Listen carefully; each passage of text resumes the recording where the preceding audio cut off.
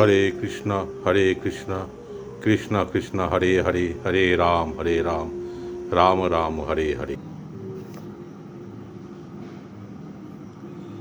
এই সেদিন রামের ছেলে মারা গেল। তোমরা ঘুমিয়ে হাঁপ ছেড়ে বাঁচো। তারপর বলিলেন, সেদিন আমি পূজা করছিলুম। পূজা করতে করতে দেখি এর মুখটি ঝাঁকড়া ঝাঁকড়া চুল, গোপালটির মতো। সেই দিনেই খানিক পরে এসে উপস্থিত। মায়ের এই সকল উপদেশ ও সান্ত্বনায় ভক্তটিকে অনেকটা শান্ত দেখা গেল। সেদিন দুপুরে প্রসাদ পাইয়া সে দেশে চলিয়া গেল। বাড়ি গিয়া ক্রমশ প্রকৃতিস্থ হইয়াছিল। শ্রী শ্রীমা রামেশ্বর দর্শনের পর কলিকাতায় কয়েকদিন অবস্থান করিয়া 5 জ্যৈষ্ঠ জয়রামবাটি পৌঁছিয়াছেন। পুরাতন বাড়িতে মায়ের ঘরের বারান্দায় সন্ধ্যার সময় কথা হইতেছে। মা জনৈক ভক্তের কথা জিজ্ঞাসা করিতেছেন। মা, সে কি বললে? আমি, তাঁর প্রাণটা তোমার জন্য কেমন ব্যাকুল হয়েছে 3-4 মাস ধরে। মা, সে কি? সাধু সব মায়া কাটাবে। সোনার শিকলও বন্ধন, লোহার শিকলও বন্ধন। সাধুর মায়ায় জড়াতে নেই। কি কেবল মাতৃস্নেহ করে মায়ের ভালোবাসা পেলুম না। ওসব কি? বেটা ছেলে সর্বক্ষণ সঙ্গে সঙ্গে ফেরা। আমি ওসব ভালোবাসি না। মানুষের আকৃতিটা তো, ভগবান তো পরের কথা। আমাকে কুলের ঝি বউ নিয়ে থাকতে হয়। আশু উপরে আনাগোনা করত, চন্দন ঘষা, এটি সেটি। আমি ধমকে দিলুম। আমি বেদান্তবাদী সাধু যারা, তারা সব কি নির্বাণে যাবে? মা, তা বই কি, মায়া কাটিয়ে কাটিয়ে নির্বাণ হবে, ভগবানে মিশে যাবে।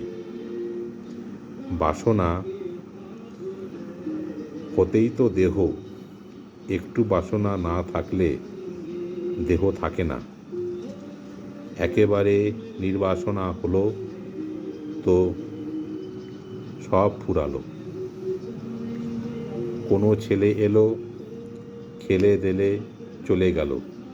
মায়া কি? হাজরা ঠাকুরকে বলেছিল, আপনি নরেন টরেন ওদের জন্য অত ভাবেন কেন? তারা আপনার মনে খাচ্ছে দাচ্ছে আছে। আপনি ভগবানের চিন্তায় মন স্থির করুন। আপনার আবার মায়া কেন? ঠাকুর তার কথা মতো সব মায়া কাটিয়ে ভগবানে মন লীন করলেন। দাড়ির চুল, মাথার চুল এমনি দেখাইয়া সোজা হয়ে কাঁটা দিলে কদম ফুলের মতো। একবার ভাবো দেখি, সে লোকটি কি ছিলেন? ঠাকুর তখন বাহ্যে গিয়েছিলেন। রামলাল আর শৌচ করাতে পারলে না। কাকে শৌচ করাবে? সব শরীর জড়ো, কাঠ, শক্ত। তখন রামলাল বলতে লাগলো, যেমনটি ছিলে তেমনটি হও, যেমনটি ছিলে তেমনটি হও। বলতে বলতে শেষে দেহে মন এলো। দয়ায় মনকে নামিয়ে রাখতেন।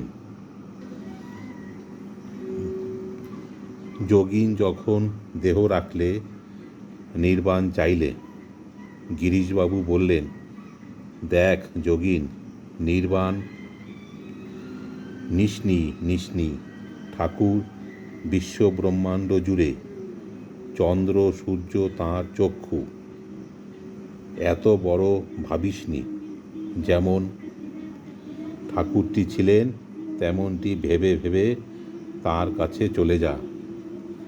দেবতা বল যা বল, সব এসে পৃথিবীতে জন্মাচ্ছে।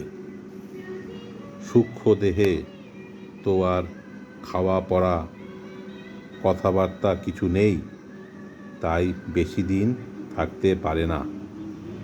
আমি খাওয়া পড়া কথাবার্তা নেই, তবে কি নিয়ে সময় কাটায়? মা কাঠের পুতুলটির মতো যুগ যুগান্তর ধরে যেখানে আছে সেখানেই থাকে। রামেশ্বরে যেমন দেখলুম রাজাদের সব পাথরের মূর্তি, পোশাক পরা রয়েছে।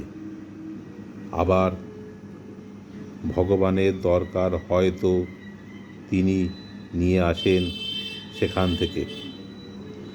বিভিন্ন দেবলোক সব আছে কিনা, জনলোক, সত্যলোক, ধ্রুবলোক। স্বামীজিকে সপ্তর্ষি থেকে এনেছিলেন। ঠাকুর বলেছেন তাঁর কথা বেদবাক্য, তো মিথ্যা হবার জো নেই। আমি তবে আমাদেরও কি কাঠ মাটির পুতুলের মতো হয়ে থাকতে হবে? মা না, তোমরা তাঁর সেবা করবে।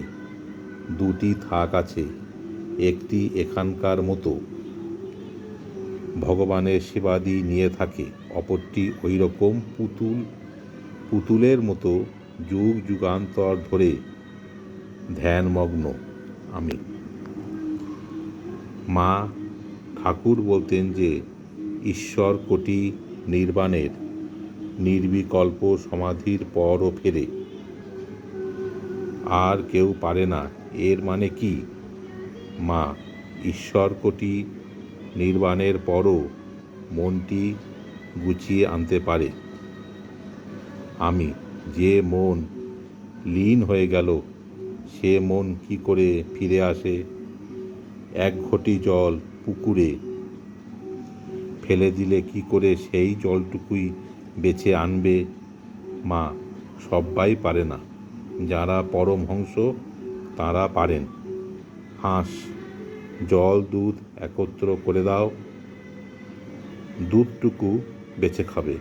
আমি সবাই কি নির্বাসনা হতে পারে? মা তা পারলে তো সৃষ্টি ফুরিয়ে যেত। পারে না বলেই তো সৃষ্টি চলছে, পুনঃ পুনঃ জন্মাচ্ছে।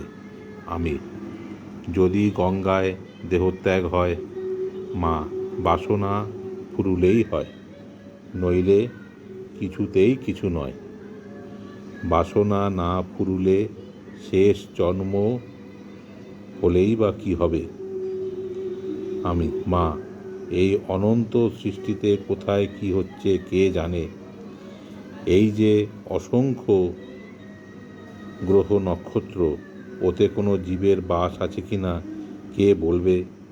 মা মায়ার রাজ্যে সর্বজ্ঞ হওয়া একমাত্র ঈশ্বরেই সম্ভবে। ওসব গ্রহ নক্ষত্রে কোনো জীবের বাস নেই। হরে কৃষ্ণ।